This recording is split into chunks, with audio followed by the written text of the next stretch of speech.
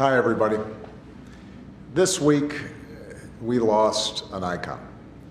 Somebody who was a personal hero of mine, somebody who ended up transforming not just the world of sports, but the world as a whole. The greatest, the champ, Mohammed Ali. I know that during the course of this week, we are seeing this incredible outpouring of love and testimony about the impact that he had as an athlete in the ring, as somebody who was willing to speak out on behalf of issues of social justice, even at a time when they were not popular. Somebody who ended up becoming an ambassador, not just on behalf of one of the world's great religions, but also somebody who sought to bridge a relationship of peace and understanding between religions. A person who, for African Americans, I think liberated their minds in recognizing that they could be proud of who they were, and also that they could be pretty and tough at the same time. I grew up watching him. I grew up having my identity shaped by what he accomplished. And one of the great blessings of my life was the fact that when I ran for office, became a U.S. Senator and then a president, I was able to get to know the champ. It was later in life. He had already been stricken with Parkinson's, and so sometimes it was difficult for him to talk and to move. And yet, the incredible gestures of love and support that he showed me was one of the great blessings of my life. And so, during this week, what I wanted to do was to just show you two things that I keep here in the White House as reminders of him. These are not things that I put away somewhere and then just are trotting out for this particular moment. These are things that I've been living with every single day that I've been here in the White House as a reminder of everything that Muhammad Ali stood for. So come on, we'll take a look at it.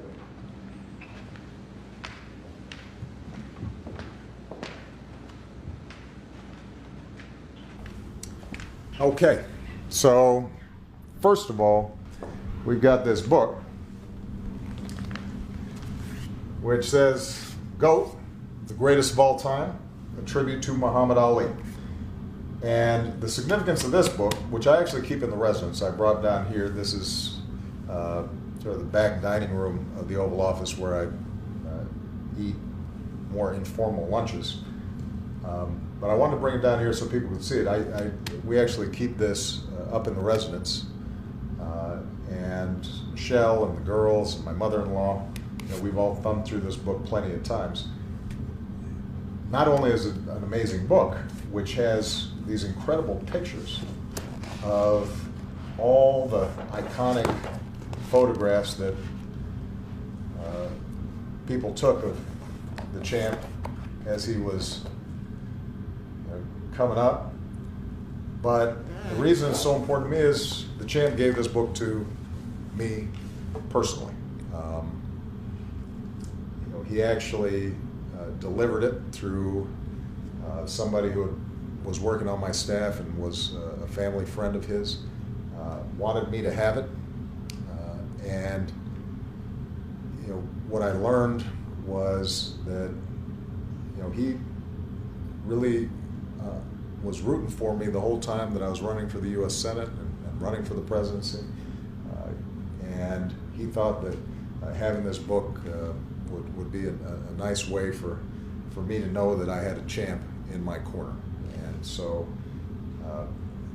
one of the reasons why I love this book so much, all the pictures are great, but this picture in particular, which I'm assuming anybody watching knows, the iconic shot of the champ standing over Sonny Liston at a time when nobody thought that Ali could defeat, not just Liston once, but Liston twice. This picture, actually, I hung up over my desk in my campaign office when I was first running for the U.S. Senate. And I hung this picture up, a photograph, a poster, because I was a big underdog when I was running for the U.S. Senate. Nobody expected me to win. And every day when I was out there campaigning or making calls, and people would say, what's your name again? How do you pronounce that? Barack Obama? I could come back to my office and see the champ and remember he shocked the world, and maybe I could too. When I won the U.S. Senate race, I took this same poster, the same photograph, and I put it in my Senate office. And I have always treasured this because it just reminded me that nothing is impossible, and that if you put in the work and you believe in yourself, you never know what might happen. So I love this book. The fact that the champ gave it to me personally means the world to me. Second thing I wanted to show you real quick, he has a pair of gloves from the champ that he signed to Barack from Muhammad Ali. And I've kept this in this dining room the entire time that I've been president. Self-explanatory why it would be important for me to have these here, because although I don't know how good of a boxer I am, I have had to slug it out a little bit here in Washington. And there have been times where I've been the underdog, just like the champ. There have been times where I got beat up a little bit and had to come back. And that sense of resilience, that's what these boxing gloves represent to me. So I just want to say to not just all the fans around the world who drew such inspiration from Muhammad Ali, but most importantly to his family, to Lonnie and the kids and everybody who I know is celebrating a life during this week. It's very rare where a figure captures the imagination of the entire world. And it's even rarer when that figure does so by being open and funny and generous and courageous.